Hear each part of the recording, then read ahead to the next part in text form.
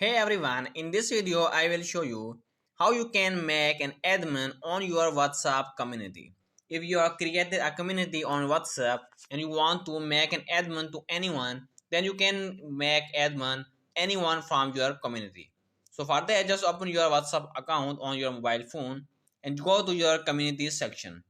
Now in community section, just select the community where you want to add an admin. When you are on your community, just simply click on your icon or your community name, and here you will find an option called you will find all the participants in your community. So you just have to, in order to make an admin, just click on anyone that you want to make an admin, click and hold, and you will see an option called make group admin.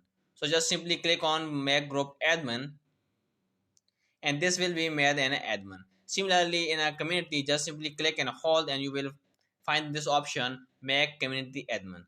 Now if you want to remove this person as an admin, just again click and hold and you will find also an option called dismiss as admin. Just simply click on this dismiss as an admin, and this person will be removed and as admin. So this is the way how you can make an admin on your WhatsApp community or WhatsApp group.